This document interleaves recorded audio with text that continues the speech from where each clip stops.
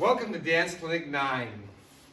That was Singing in the Rain, done by the famous Gene Kelly. I'm sure you're familiar with that one. It's definitely a feel-good song, dance number, and definitely burns off a lot of calories. And that's only a part of the number I did. But anyway, on YouTube, I discovered that Usher did a tribute to Gene Kelly Singing in the Rain. So you actually look it up, you'll see two videos, one with Gene Kelly and one with Usher side by side doing Singing in the Rain. Pretty cool, check it out. All right, so let me get rid of some of this.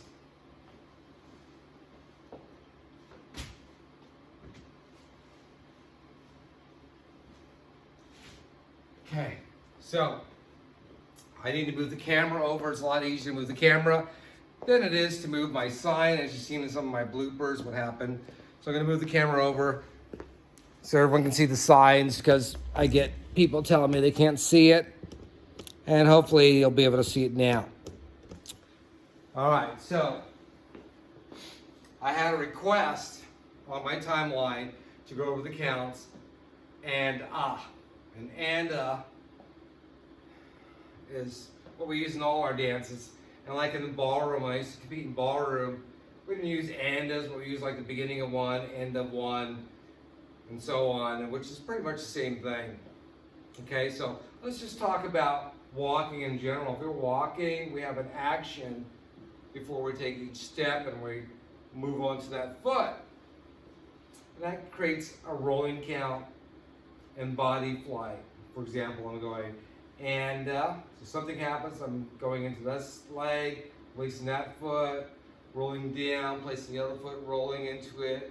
And every time I roll into one foot for a weight change, the other one's releasing to do the next step. So it's always something simultaneously happening. All right, so that's andas. Let's apply that to West Coast swing. So I'm going to start with the followers. All right, so the followers, let's take it from the anchor. If I did an anchor 5 and 6, I'm placing my big toe, not all 4 or 5 toes. I'm placing just the big toe. And when I roll down to the and, you can see I'm releasing the free foot as an action to do my next step. So I'm going and 1, and 2, and 3, and so on. Same thing for the leader. All right, so for the follower, I do my anchor and going 5 and 6, and 1, and 2, and 3, and 4. And on the 4, I'm only placing my big toe, and I roll down, and 5, and 6. On the 6, I'm placing my big toe again, and I roll down, and simultaneously, I'm changing weight, releasing 1, prepping for the next step. 1, and 2, and 3, and 4, and 5, and 6, and 1. Okay? And for the leader, I'm going to use my right foot for the anchor. 5 and 6, and I roll down.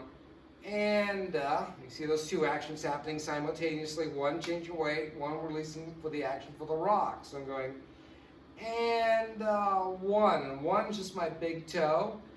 And I go and 2. And I'm not really over that foot until I go and. So now I completed my weight change on the and 3 and 4. And I place the big toe again. And you can see that foot's ready to go to the 5.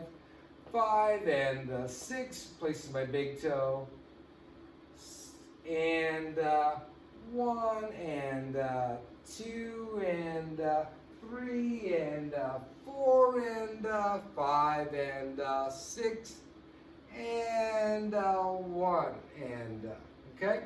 So that's pretty much what and works as an action to do a next step, but also completes the weight change. So those two things are happening simultaneously. All right, so today's lesson, we're going to cover hitch kicks. There's several hitch kicks you can do. We're going to talk about 2 of them. A traditional one and the funky hitch kick, which is a little more traditional. Okay, so we'll start with the follower. So the follower, taking it from the anchor I'm placing my big toe on the 6. And as I lower and down, I'm going to point my right toe out, big toe, pointing that or touching the big toe. And at the same time, I want to release the left hip as my right toe goes out. That creates a stretch. That creates dynamics to move out. Think of a slingshot. You pull it back, you fire, you get some velocity. The more you pull it back, the more velocity you get out of that stretch. So the hitch kick is meant to give me more stretch and make my movement out more dynamic than just the walk, okay? And if he needs my 1, he has to use my anda after the 1. So he's going to maybe turn me on the and after that. So going 1, and he might turn me, okay? So he has to use those counts. So I'll do that again. My anchor's going 5 and 6, and simultaneously release the left hip, release the right foot. I'm going to move it forward, but notice I'm settling back. That foot moves out in front of me. The biggest mistake most people make is that they put the foot forward and they're forward. So you don't want to do that because it creates no stretch and no connection. So I got to make sure that I'm stretching away when that foot goes out, and that's that slingshot feeling. And then they go, and 2. And I try and bring that foot under me so I can be over it when I'm moving out versus leaving it out there and trying to hop onto that foot. So I got 6 and 1 and 2, 3 and 4 and 5 and 6. And from this angle, I'm going to go and release the left hip and the right foot. 1 and 2 and 3 and 4 and 5 and 6 and 1 and 2 and 3 and 4 and 5 and 6 and okay, let's go to the leader. The leader from the anchor, 5 and 6. Again, I'm using the big toe, not all 5 toes. I'm using just the big toe. And I go back and 1. So the foot releases forward, the big toe, and my hip. And again, for both the leader and follower, I'm on an angle. I'm not square when I'm doing this. This is how we find our natural balance. We don't find our natural balance sitting square. We kind of find it over one side or the other. In this case, for the leader, it's on your right hip, and the follower is the opposite. So I'm going 6 and 1. Now, I still do my rock step but quicker because I've already used the 1, so I can't rock on the 1. So I got to split the timing with the 2. So I go and 2 and 3 and 4 and 5 and 6. And then again, I go down and release the right hip and the left toe. 1 and 2 and 3 and 4 and 5 and 6 and 1 and 2 and 3 and 4 and 5 and 6. Okay? So that's your traditional hitch kick. We're going to go over the funky hitch kick. Start the follower again. And after I do my anchor and I'm at the 6, I don't want to lower in place. I need to move away from my standing leg, so move away and release the heel of my right foot. But at the same time, I'm going to release my left hip and I move away. So this foot's not moving forward, but it releases to a point as if I moved it forward to a point. But we're moving away from the foot in the 1 and pull it under me.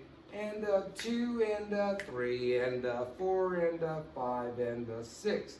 Move away from the standing leg, keep your angle, set over your left hip, release the right heel, and 1, and 2, and 3, and 4, and 5, and 6, and 1.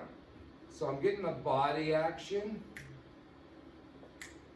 for my hitch kick. So it's more about the body action rather than kicking my foot or not kicking my foot. So both apply. Hip action, body action, no matter which way I do it. It's got to be that body action, okay? And I want to go and 1 and 2.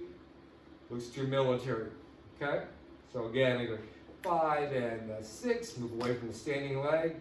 And 1 and 2, 3 and 4, 5 and 6.